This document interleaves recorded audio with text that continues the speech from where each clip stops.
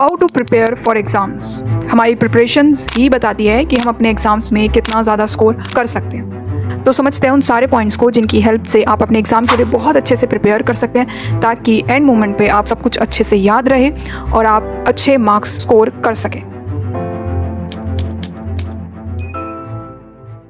जब भी हम किसी भी एग्ज़ाम की प्रिपरेशन करते हैं तो शुरुआत में हमारे माइंड में ये क्लियर होना बहुत इंपॉर्टेंट है कि हम कितने मार्क्स या कितनी परसेंटेज स्कोर करना चाहते हैं, क्योंकि यही मार्क्स और परसेंटेज हमें मोटिवेट रखती है, हमें फोकस्ड रखती है हमारे गोल के प्रति। अब कई लोग ये भी कहते हैं कि हम अपना गोल सेट कर लेते हैं कि हमें इतने स्कोर अचीव करना है, इतना परसेंटेज अचीव करनी है, लेकिन फिर भी हम मोटिवेटेड फील नहीं करते। तो ऐसा पॉसिबल है कि शायद जो आपने एक्सपेक्ट किया है, शायद जो आपने अपने लिए गोल बनाया है वो आपके लिए सफिशिएंट ना हो, यानी कि आपको इसको और बढ़ाने की ज़रूरत है। इवन इस गोल को और ज़्यादा स्ट्रॉन्ग बनाने के लिए ये बेहतर होगा कि आप अपने हर सब्जेक्ट के लिए एक नंबर चूज़ करके रख लें। एग्जाम्पल के लिए, अगर आपके 5 सब्जेक्ट हैं और हर एक सब्जेक्ट 100 मार्क्स का है, तो आप ये चीज़ अपने माइंड में रखिए कि मुझे एटलीस्ट 95 तक तो पहुंचना है। और अगर आपको ये 95 बहुत ज़्यादा लग रहा है तो आप 90 तक जाते हैं। अगर आपको ये 95 छोटा लग रहा है तो आप 98 तक जाइए। यानी कि आप अपने हर सब्जेक्ट के लिए एक मार्क्स, एक गोल ऑलरेडी सेट करके रख दीजिए और नो मैटर व्हाट, लेकिन उसे अचीव करने की पूरी 100% कोशिश कीजिए। याद रखिए कि आपका गोल, आपका एम आपके माइंड में जितना ज़्यादा क्लियर होगा, आप उतना ज़्यादा मोटिवेटेड रहेंगे, आप उतना फोकस रहेंगे और आपके सामने जो भी डिस्ट्रैक्शन आएगी उससे अवॉइड करके आप अपने पढ़ाई पर, अपने एग्ज़ाम पर पूरा ध्यान लगाएंगे।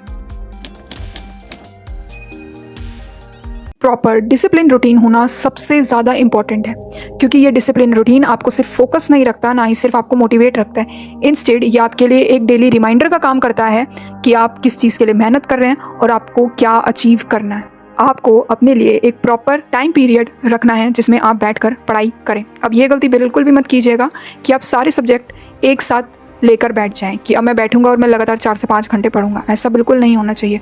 आप अपने हिसाब से, अपने अकॉर्डिंग हर एक सब्जेक्ट के लिए एक टाइम स्लॉट रखें और कोशिश कीजिए कि हर सब्जेक्ट के बीच एटलीस्ट 30 मिनट्स का ब्रेक होना सबसे ज़्यादा इंपॉर्टेंट है। जब हम बात करते हैं डेली डिसिप्लिन रूटीन की, तो ये इंपॉर्टेंट इसलिए भी है क्योंकि बिगनिंग में कहीं ना कहीं आप थोड़ा बहुत लेस मोटिवेट फील करेंगे या फिर हायर चांसेस हैं कि आप बीच में अपना फोकस लूज़ कर सकते हैं। लेकिन जब आप एक ही स्पेसिफिक टाइम पर पढ़ने के लिए बैठते हैं तो आपको हैबिट हो जाती है कि आप बिना कुछ ओवर थिंकिंग किए या फिर बिना मोटिवेट फील किए आप उसी टाइम पर बैठकर ऑटोमेटिकली पढ़ना शुरू कर देते हैं। पढ़ते समय अपने फोकस को और ज़्यादा बेहतर रखने के लिए ये बहुत सही होगा कि पढ़ते वक्त आप अपने फ़ोन को एरोप्लेन मोड पर शिफ्ट कर दीजिए। और अगर आपको लगता है कि पढ़ते वक्त आपको कुछ वीडियोस देखनी होती है जो आपके लिए इंपॉर्टेंट है, तो कोशिश कीजिए कि आप वीडियो को पहले से ही डाउनलोड कर दें और जिस वक्त आप पढ़ रहे हों तो आप अपने फ़ोन को एरोप्लेन मोड पर रख कर भी उस वीडियो को देख सकें।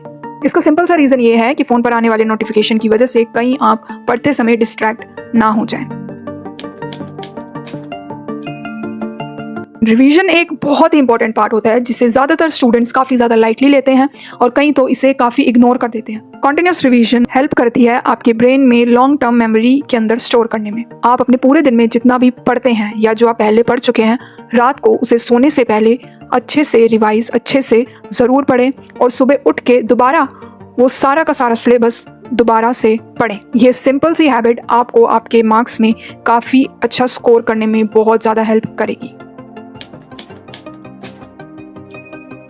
जब भी किसी एग्ज़ाम की प्रिपरेशन की जाती है तो ज़्यादातर लोगों को लगता है कि हम जो भी पढ़ रहे हैं वो सब कुछ हमारे लिए इक्वल ही इंपॉर्टेंट है, लेकिन ऐसा नहीं होता। हर एग्ज़ाम के अंदर कुछ चैप्टर्स, कुछ पोर्शन ऐसा होता है जो सबसे ज़्यादा मार्जिन लेता है और कुछ पोर्शन ऐसा होता है जो लेस इंपॉर्टेंट होता है। इसलिए सबसे पहले ये समझिए कि आप जिस एग्ज़ाम की प्रिपरेशन कर रहे हैं उसमें से वो कौन सा पार्ट है जिसमें से सबसे ज़्यादा सवाल आने के चांसेस हैं, जो आपको सबसे ज़्यादा स्कोर करने में हेल्प करेगा, और वो कौन सा पोर्शन है जिसमें सबसे कम सवाल आते हैं जिसे आप एट द एंड में भी प्रिपेयर कर सकते हैं। सबसे ज़्यादा इंपॉर्टेंट है कि आप अपना टाइम, अपना फोकस उन पोर्शन पर ज़्यादा करें जो सबसे ज़्यादा इंपॉर्टेंट है, जिनके आने के सबसे ज़्यादा चांसेस होते हैं, और जो लेस इंपॉर्टेंट है उसे आप एंड मोमेंट के लिए रखें। अगर 1% वो छूट भी जाए तो आपके मार्क्स ज़्यादा कम ना हो। इसी के साथ ज़्यादा इंपॉर्टेंट होता है PYQ, जिसे लोग अच्छे से नहीं समझते हैं, जिन्हें लोग लाइटली ले लेते हैं और समझ लेते हैं कि शायद लास्ट के 2 दिन ही हमारे लिए काफ़ी होगा, लेकिन ऐसा नहीं होता। ये बहुत इंपॉर्टेंट है कि आप प्रीवियस ईयर क्वेश्चन की भी बहुत अच्छे से प्रैक्टिस करें, क्योंकि ये आपको कॉन्फिडेंस दिलाने में हेल्प करेगा। ये आपको बता देगा कि आपकी ओवरऑल प्रैक्टिस कितनी हुई है और आप कितना स्कोर एक्सपेक्ट कर सकते हैं। ये आपको हेल्प करेगा ये समझने में कि आपका जो एम है, जो आपका गोल है, उस तक पहुंचने के लिए आपको किन टॉपिक्स के ऊपर और ज़्यादा फोकस करने की ज़रूरत है, आपकी कि वो क्या मिस्टेक्स हैं जिन्हें आपको सुधारना चाहिए। एग्ज़ाम देते समय ये हायर चांसेस होते हैं कि बच्चे अपने क्वेश्चन को पूरी तरीके से अटेम्प्ट नहीं कर पाते बिकॉज ऑफ टाइम, लेकिन प्रीवियस ईयर क्वेश्चन की हेल्प से आप प्रैक्टिस कर सकते हैं। आप टाइमर लगा के इन्हें सॉल्व करें और ये देखिए कि इस टाइम के अंदर आप कितने क्वेश्चन सॉल्व कर पा रहे हैं। क्या आपको अपनी स्पीड को बढ़ाने की ज़रूरत है या फिर जो आपकी स्पीड है वो बिल्कुल सही है। ये छोटी छोटी ट्रिकें जो होती हैं ये बहुत ही बड़ा इम्पैक्ट क्रिएट करती हैं आपके स्कोर के अंदर। हमारे अंदर ना ये एक आदत सी है कि हम ये पूछते रहते हैं अपने साथ वाले पर्सन से कि तुमने कितना कर लिया, तुम्हारा कितना बाकी है, ताकि इनडायरेक्टली हमें ये पता चल सके कि हम सामने वाले पर्सन से आगे हैं या फिर पीछे हैं। अब इस बात को अपने माइंड में ज़रूर रखिए कि आप जो ये कंपैरिजन करते हैं ये आपको किसी भी तरीके से हेल्प नहीं कर पाएगा। उसका सबसे बड़ा रीज़न ये है कि हर पर्सन का अपना एक गोल होता है और उसके लिए कई बार व्यक्ति बहुत पहले प्रिपरेशन शुरू कर देता है और सेम कई बार व्यक्ति बहुत लेट प्रिपरेशन शुरू करता है। इवन कई लोग तो ऐसे होते हैं जो सिर्फ दिखावा करने के लिए, खुद को बेहतर फील कराने के लिए आपको झूठ भी बोल सकते हैं कि हमने तो इतना कर लिया है, बट वो काफ़ी पीछे होते हैं। इवन कई बार ये आपको ऐसा भी फील करा देंगे कि हम तो आपसे बहुत पीछे हैं, हमने तो अभी तक कुछ भी नहीं किया, और एंड मोमेंट पे वो सब कुछ कर लेते हैं। पूरी कोशिश करनी है कि इन दोनों टाइप लोगों से दूर रहें। अपना फोकस सिर्फ खुद पर रखें कि किस तरीके से आप अपने गोल को, अपने एम को अचीव कर सकते हैं। अगर आपको लगता है कि अगर मैं सामने वाले व्यक्ति को ये दिखाऊंगा कि मैं तो उससे कितना ज़्यादा आगे हूँ तो वो शायद मेरे बारे में अच्छा सोचेगा,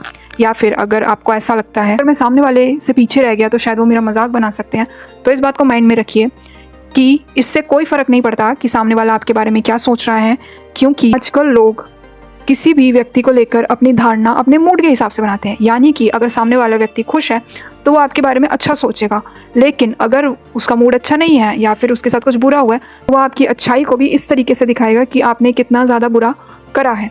इसलिए सामने वाला व्यक्ति आपके बारे में क्या सोचता है ये पूरी तरीके से डिपेंड करता है उसके मूड पर, और उसका मूड वो आपके कंट्रोल में बिल्कुल भी नहीं है। इसलिए खुद को कंपेयर करना या अपने आप को दूसरों के सामने बेहतर दिखाने की वो जो कोशिश है उसको बिल्कुल छोड़ दीजिए। आप अपने गोल को खुद के लिए अचीव कीजिए, अपनी खुद की एबिलिटीज़ को बढ़ाने के लिए, अपने पोटेंशियल को समझने के लिए। सो आई होप कि ये सारे पॉइंट्स आपको काफ़ी ज़्यादा हेल्प करेंगे अपने एग्ज़ाम को प्रिपेयर करने के लिए, अपने एग्ज़ाम पर पूरा फोकस रहने में। अगर आपको कोई भी डाउट हो, कोई भी क्वेश्चन हो तो आप मुझे कमेंट में लिख के पूछ सकते हैं। आप मुझे कमेंट में ये भी बता सकते हैं कि आप नेक्स्ट वीडियो किस पर देखना चाहेंगे। अगर आपको ये वीडियो पसंद आई हो तो इसे लाइक कीजिएगा, चैनल को सब्सक्राइब कीजिएगा। अब मिलेंगे नेक्स्ट वीडियो में, एंड थैंक्स फॉर वॉचिंग।